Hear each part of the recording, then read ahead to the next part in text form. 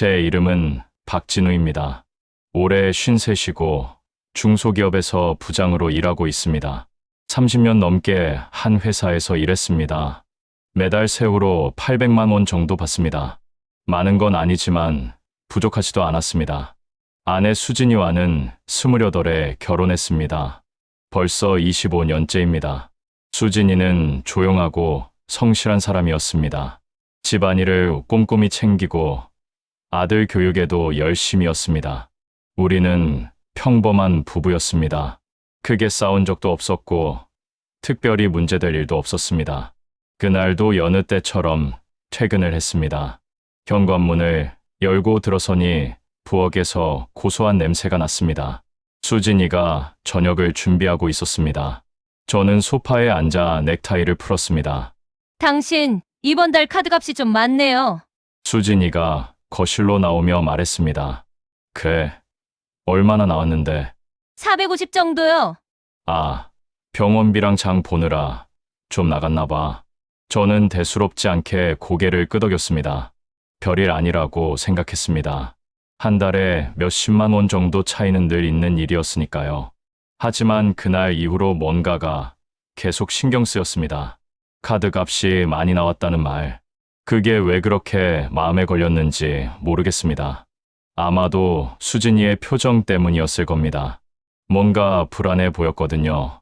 며칠 뒤 회사에서 연말정산 준비를 하게 됐습니다. 통장 거래 내역을 정리해야 했습니다. 저는 인터넷 뱅킹에 접속해서 지난 1년치 내역을 다운로드했습니다. 엑셀 파일을 열고 하나하나 확인하기 시작했습니다. 급여 입금, 공과금 출금, 식비, 교통비, 익숙한 항목들이 쭉 나열됐습니다. 그런데 이상한 게 보였습니다. 매달 25일, 정확히 300만 원씩 빠져나가 있었습니다. 수신인 이름은 김선옥이었습니다. 김선옥. 처음엔 거래처 이름인가 싶었습니다. 회사 일로 송금한 게 아닐까 하고요. 그런데 곰곰이 생각해보니 아니었습니다.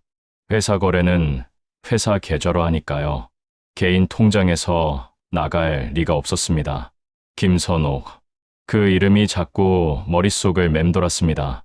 어디서 들어본 것 같은데 그러다 문득 깨달았습니다. 장모님 성함이었습니다. 순간 손끝이 차가워졌습니다. 장모님한테 매달 300만 원씩 송금을 했다고? 2년 동안이나. 저는 스크롤을 위아래로 움직였습니다. 확인하고 또 확인했습니다. 틀림없었습니다.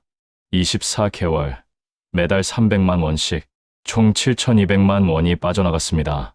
가슴이 철렁 내려앉았습니다. 7,200만 원. 그 돈이면 대출금을 다 갚을 수 있었습니다. 아들 유학 자금으로도 충분했습니다. 그런데 그 돈이 제가 모르는 사이에 사라진 겁니다. 그날 밤 집에 돌아가는 내내 머릿속이 복잡했습니다. 아내한테 어떻게 물어봐야 할까? 혹시 제가 잘못 본 건 아닐까? 하지만 숫자는 거짓말하지 않습니다. 300만 원, 24번, 7,200만 원. 저녁을 먹다가 조심스럽게 물었습니다. 여보, 혹시 장모님께 돈 보내드린 적 있어요? 수진이가 잠시 젓가락을 멈췄습니다. 병원비 좀 보냈지요? 많이는 아니에요. 얼마나 보냈는데? 한두 번 정도요? 왜 그러세요? 저는 휴대폰을 꺼내 통장 내역을 보여줬습니다.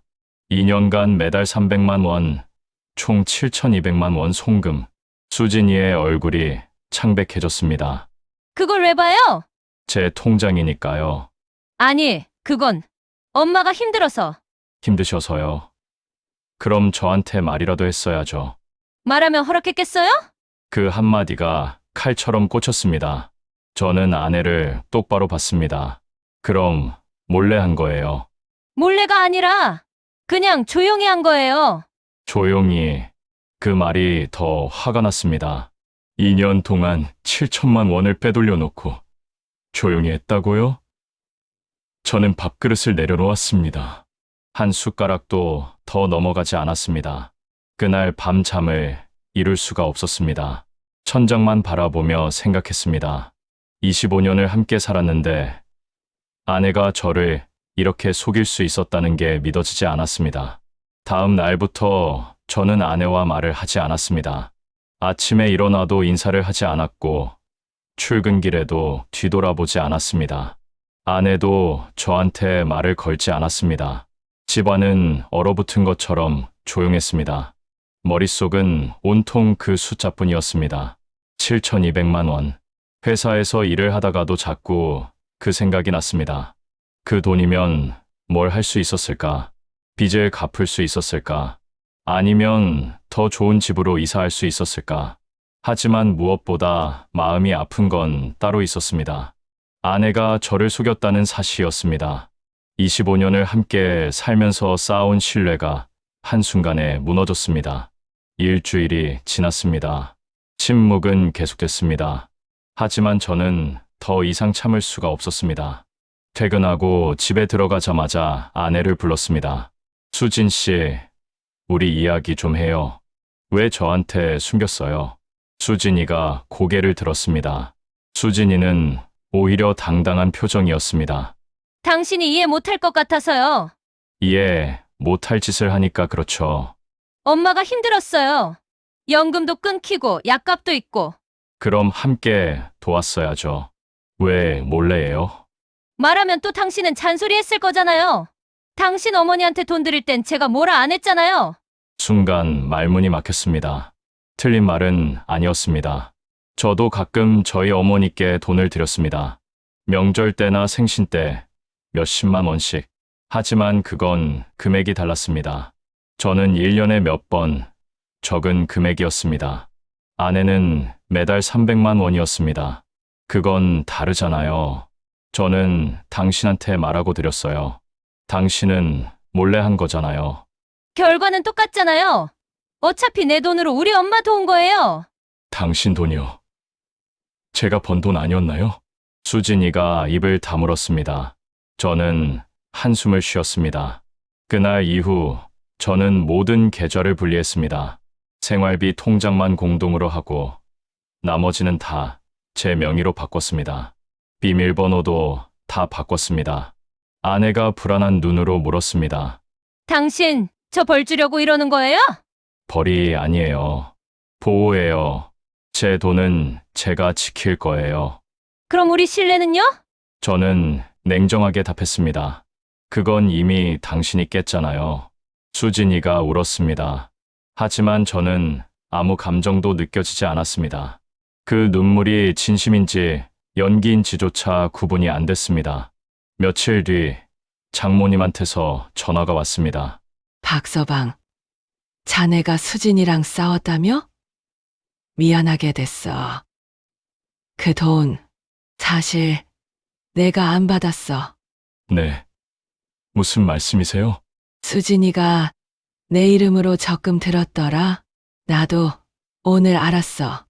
그 돈으로 노후 대비한다나 봐. 순간 머릿속이 하얘졌습니다. 장모님조차 모르셨다고요? 그럼 아내는 그 돈을 어디에 쓴 걸까요? 장모님 명의로 적금이라니. 대체 무슨 이유로요? 전화를 끊고 저는 한참을 멍하니 앉아 있었습니다. 그리고 결심했습니다. 직접 확인해 봐야겠다고. 그날 밤 아내가 잠든 뒤 저는 서재로 갔습니다. 아내 서랍을 열었습니다. 평생 남의 물건을 뒤져본 적이 없는 제가 아내 서랍을 뒤지고 있었습니다. 가슴이 답답했습니다. 서랍 제일 밑에 파일이 하나 있었습니다. 열어보니 적금 증서가 나왔습니다.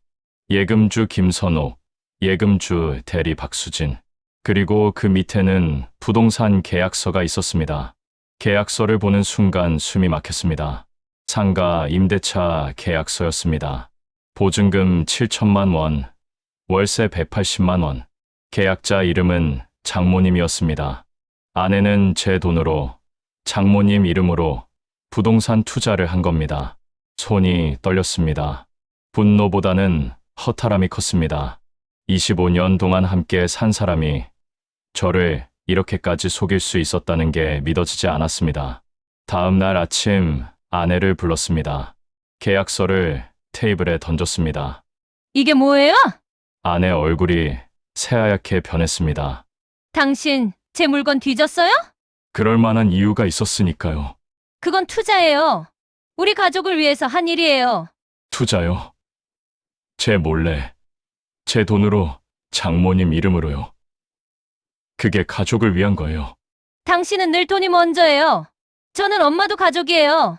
아내는 끝까지 번번했습니다. 미안하다는 말 한마디 없었습니다.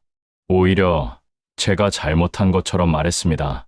결국 당신은 저보다 당신 돈을 더 사랑하잖아요. 저는 천천히 말했습니다. 아니에요. 저는 신뢰를 사랑했어요. 근데 당신은 그걸 팔았죠. 아내는 아무 말도 하지 않았습니다. 저는 가방을 들고 방으로 갔습니다. 짐을 쌌습니다. 당분간 회사 근처 고시원에서 지내기로 했습니다. 집을 나서는데 아내가 뒤에서 소리쳤습니다. 진우 씨, 그 돈 결국 우리 노후 위에 쓴 거예요. 당신 나중에 고맙다고 할 거예요. 저는 뒤돌아보지 않았습니다. 엘리베이터 문이 닫혔습니다. 거울에 비친 제 얼굴은 낯설었습니다. 석 달이 지났습니다. 그 사이 저는 변호사와 상담했습니다. 이혼 절차를 밟기 시작했습니다. 아내는 처음엔 거부했지만 결국 서류에 도장을 찍었습니다. 재산 분할 과정에서 아내가 숨겨둔 적금도 모두 드러났습니다. 장모님 명의 부동산도 확인됐습니다. 법원은 제 손을 들어줬습니다. 아내가 제 동의 없이 재산을 처분한 것으로 판단했기 때문입니다. 아내는 재산 분할에서 아무것도 받지 못했습니다. 장모님 명의 부동산도 제 소유로 돌아왔습니다. 법은 냉정했습니다. 이혼이 확정된 날, 저는 혼자 술을 마셨습니다. 회사 근처 작은 술집이었습니다. 소주 한 병을 다 비웠습니다. 취하지 않았습니다. 그저 허전했습니다. 휴대폰을 꺼내 통장 잔고를 확인했습니다. 숫자가 있었습니다. 7천만 원도 돌려받았고 부동산도 제 이름으로 바꿨습니다. 숫자로만 보면 저는 이긴 겁니다. 하지만 아무 의미가 없었습니다. 그 숫자는 더 이상 우리의 삶을 의미하지 않았습니다. 그저 차가운 숫자일 뿐이었습니다. 술집을 나와 밤거리를 걸었습니다. 늦은 시간인데도 거리는 밝았습니다. 사람들이 웃으며 지나갔습니다. 연인들이 손을 잡고 걸었습니다. 저는 그들을 보며 생각했습니다. 우리도 저랬었는데 25년, 그 긴 시간이 300만 원이라는 숫자 앞에서 무너졌습니다. 아니, 정확히는 신뢰가 무너진 겁니다. 돈이 문제가 아니었습니다. 아내가 저를 속였다는 사실이 문제였습니다. 고시원 방으로 돌아왔습니다. 좁은 방이었습니다. 침대 하나, 책상 하나가 전부였습니다. 창문도 작았습니다.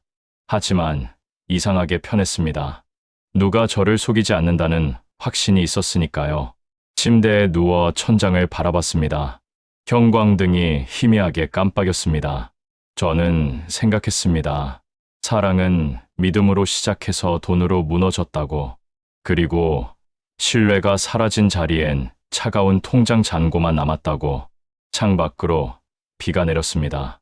빗소리를 들으며 잠이 들었습니다. 꿈을 꿨습니다. 아내와 처음 만난 날의 꿈이었습니다. 그때는 돈도 숫자도 중요하지 않았습니다. 그저 서로를 믿는 것만으로도 충분했습니다. 눈을 떴을 때 베개가 젖어 있었습니다. 제가 운 건지 빗물이 새어든 건지 알 수 없었습니다. 아마도 둘 다였을 겁니다.